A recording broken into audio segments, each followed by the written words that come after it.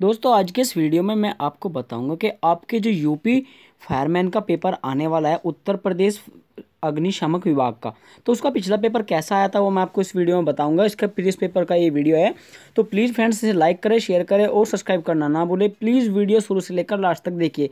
एक बार आप डिस्क्रिप्शन में जरूर जाइए, वहाँ पर आपको कुछ अच्छा खास मिलने वाला है, PDF भी मिल जाएगा। ठीक है, तो चलिए फ्रेंड्स शुरू करते हैं। सबसे पहले क्वेश्चन नंबर 1 से हम शुरू करेंगे जो कि सामान्य हिंदी से होगा। तो साला सबसे पहला क्वेश्चन होगा आपका, राम वृक्ष बेनीपुरी की रचना माटी की मूर्तें साहित्यिक विधा से संबंधित है। तो इसका सही आंसर आपका हो जाएगा ऑप्शन नंबर डी। ठीक है दोस्तों, रेखा चित्र।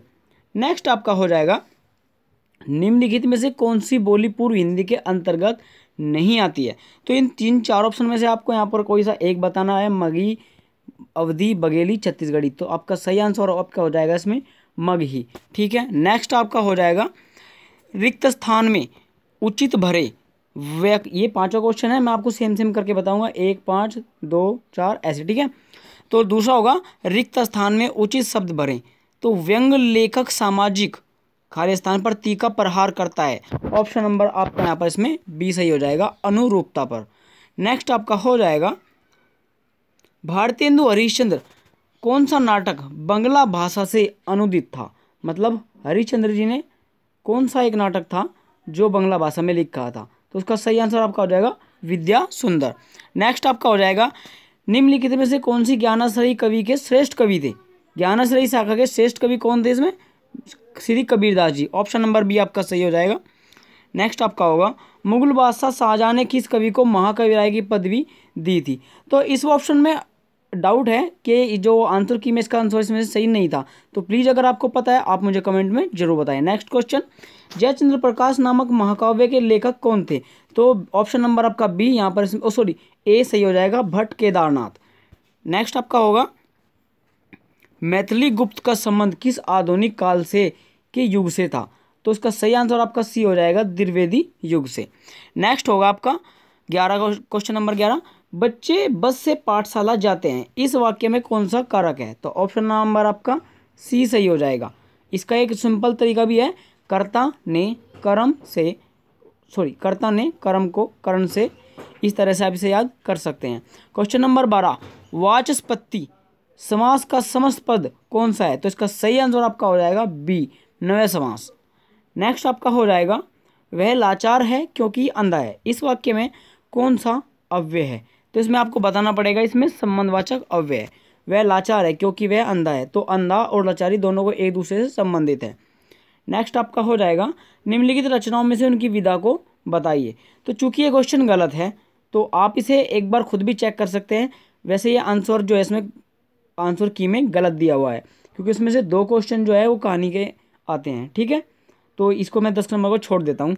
नेक्स्ट आएगा आपका 14 से 15 तक कौन से पर्यायवाची हैं उनको आपको बताना पड़ेगा। क्वेश्चन नंबर 14, समुद्र का पर्यायवाची इसमें से कौन सा है। तो इसका सही आंसर आपका हो जाएगा अर्णव। नेक्स्ट आपका हो जाएगा, सौदामणि इसका हमें पर्यायवाची बताना पड़ेगा। तो सौदामणि का पर्यायवाची आपका हो जाएगा ऑप्शन नंबर सी, विद्युत। नेक्स्ट आपका होगा, संरचना शब्द के लिए कौन सा पर्याय सबसे अनुचित है। तो इसमें भी 4 ऑप्शन आपको मिलने वाला है। ऑप्शन नंबर ए, उद्भावना। नेक्स्ट आपका होगा, किस छंद को प्रथम व अंतिम शब्द में एक सा होता है। तो ऑप्शन नंबर डी आपका सही हो जाएगा, दोहा। नेक्स्ट आपका हो जाएगा, कौटिल्य का विलोम शब्द कौन सा था। तो कौटिल्य का विलोम शब्द जो ऑप्शन नंबर आपका यहाँ पर बी सही हो जाएगा, मृदुलता। उसके बाद आता है, रौद्र रस का स्थायी भाव क्या होता है। तो रौद्र रस का स्थायी भाव होता है आपका ऑप्शन नंबर बी, क्रोध। ठीक है दोस्तों, नेक्स्ट होगा, अब पढ़कर क्या होगा, इस वाक्य में कौन सी क्रिया है।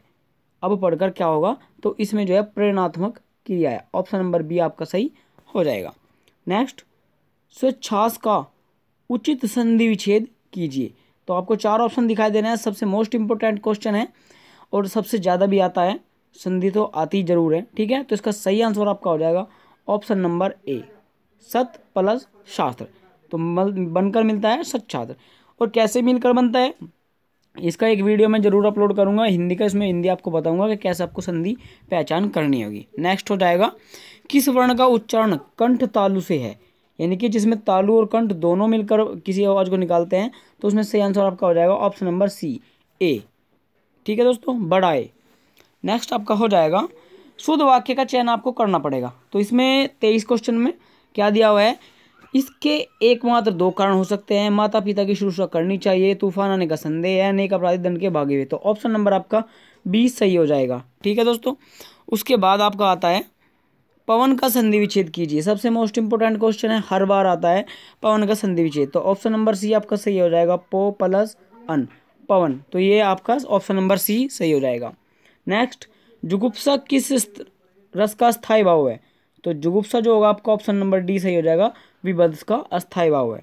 उसके बाद क्या आता है कि इसमें से आपको एक संकर शब्द बताना पड़ेगा। संकर शब्द क्या होते हैं, 2 भाषाओं से मिलकर बने शब्द संकर शब्द कहलाते हैं। तो उसका सही आंसर आपका डी हो जाएगा, आतिशबाजी। नेक्स्ट आपका हो जाएगा नी नी नी के बाद हनंत, हनंत स्वर, उसके बाद प्लस और कलंक। इसमें आपको बताना पड़ेगा कि इसमें कौन सी संधि है। तो ऑप्शन नंबर आपका ए सही हो जाएगा, निष्कलंक, ये स्वर संधि है। ठीक है दोस्तों,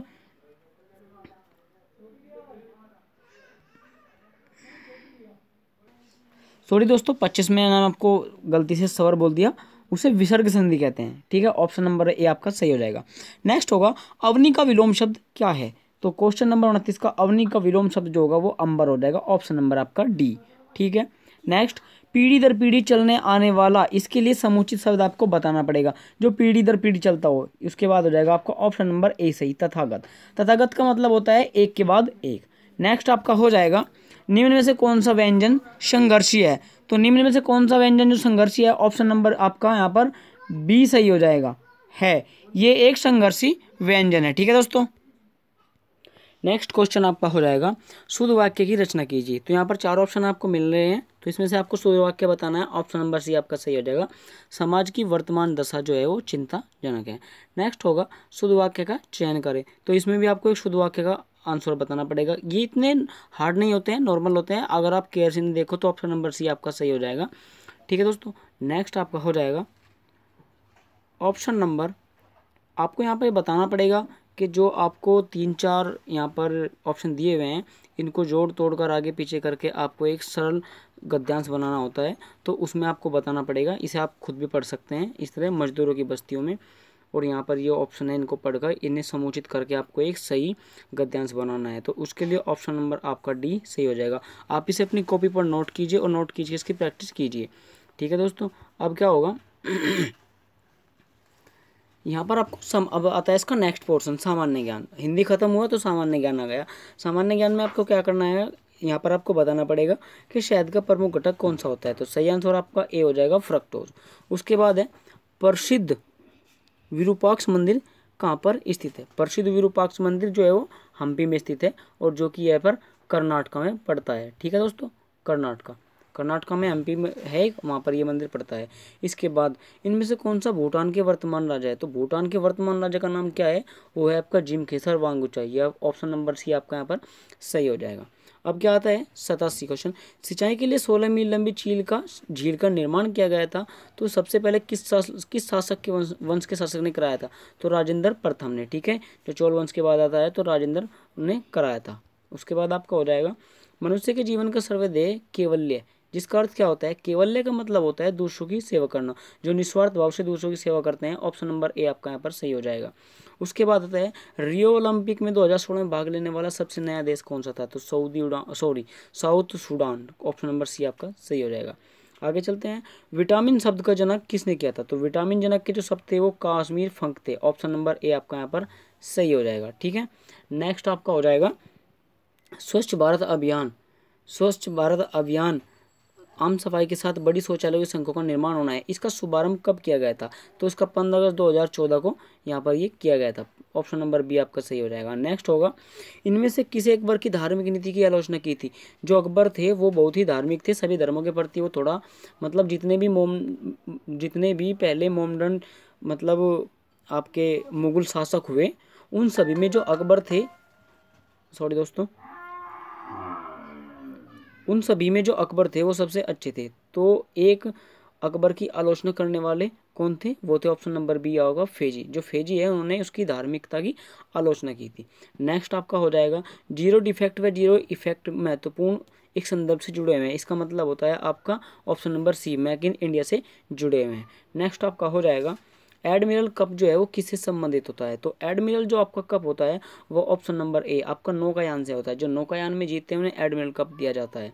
नेक्स्ट आपका हो जाएगा भारत का कौन सा प्रधानमंत्री राष्ट्रपति निर्विरोध निर्वाचित किए गए थे? तो श्री राजेंद्र प्रसाद जी किए गए थे। नेक्स्ट आपका हो जाएगा कम अति ज्वलनशील नहीं हो पाती है, कब अग्नि ज्वलनशील नहीं हो पाती है? तो ऑप्शन नंबर आपका ए सही हो जाएगा जब हवा ऑक्सीजन का प्रतिशत 15% से कम होगा तो आग नहीं जलेगी। नेक्स्ट आपका हो जाएगा ब्रिटिश भारत को खाद फेंकने के लिए किसने फ्रांसीसी से मदद मांगी थी? ऑप्शन नंबर ए टीपू सुल्तान, जो कि हैदर अली के पुत्र थे। नेक्स्ट आपका हो जाएगा आवश्यकता विहीनता सिद्धांत के प्रतिपादक के अर्थशास्त्र कौन थे? ठीक है, तो इसका आपका हो जाएगा prof J K Mehta, option number C. Next होगा निम्न में से किसमें सर्वाधिक ऊर्जा होती है? तो लाल रंग होता है आपका, लाल रंग में सबसे अधिक होती है, उसकी तरंगदैर्घ्य सबसे अधिक होती है। नेक्स्ट होगा सूर्य का दीप्तमान आमुख जिसे हम देख सकते हैं वह क्या कहलाता है? उसको बोलते हैं हम वर्णमंडल, जिसे हम देख सकते हैं। ठीक है, और सूर्य का जो पृष्ठीय तापमान होता है वो 6000 डिग्री सेल्सियस होता है। नेक्स्ट आपका हो जाएगा प्रसिद्ध बांसुरी वादक हरिप्रसाद चौरसिया का जन्म कहाँ हुआ था? तो हजरतगंज लखनऊ में हुआ था। नेक्स्ट आपका हो जाएगा नर्मदा के अतिरिक्त कौन सी दूसरी अमरकंटक से निकलती है? तो एक नर्मदा के अतिरिक्त दूसरी भी नदी है जो अमरकंटक से निकलती है और वो है आपकी सोन नदी। नेक्स्ट होएगा बधाई कौन सी विधा है? तो बधाई जो है वो आपकी ए व बी दोनों है, बुंदेलखंड का लोकगीत और उसका लोक नृत्य। ठीक है दोस्तों, नेक्स्ट आपका हो जाएगा 2014-15 में जो खाद्यान्न मिल था वो आपका कितने मिलियन टन था? तो 257 मिलियन टन था। ठीक है दोस्तों, नेक्स्ट आपका हो जाएगा मैगी नूडल जिन्हें हाल ही में भारत में प्रतिबंधित किया गया था सर्वप्रथम 1860 के दशक के आसपास कहाँ प्रचलित किए गए थे? तो सबसे पहले ग्रेट ब्रिटेन में जो है उसको प्रचलित किया गया था। नेक्स्ट आपका यहाँ पर हो जाएगा पूर्ति अपनी मांग सर्जन स्वयं करती है, किसका कथन था? तो ऑप्शन नंबर सी आपका सही हो जाएगा, मार्शल का कथन था कि पूर्ति अपनी मांग की सर्जन करती है। ठीक है दोस्तों, नेक्स्ट आपका हो जाएगा प्रतिभाशाली खिलाड़ियों को 2015 के राजीव गांधी खेल पुरस्कार रत्न में सम्मानित किया गया, तो महेंद्र सिंह धोनी को किया गया था। नेक्स्ट आपका हो जाएगा माई कंट्री माई लाइफ किसकी आत्मकथा है? तो ये सुचित्रा सेन की आत्मकथा है। नेक्स्ट आपका हो जाएगा भारतीय सशस्त्र सेनाओं द्वारा पाकिस्तान के हाजीपीर लड़ाई किस वर्ष लड़ी गई थी? तो 1971 में लड़ी गई थी। तो प्लीज़ फ्रेंड्स मैं आपसे उम्मीद करता हूँ कि वीडियो आपको अच्छा लगा होगा। लाइक करें, शेयर करें, सब्सक्राइब करें। जो बचा हुआ नेक्स्ट पोर्शन है वो अगले वीडियो में जरूर आएगा। थैंक यू दोस्तों, वेलकम।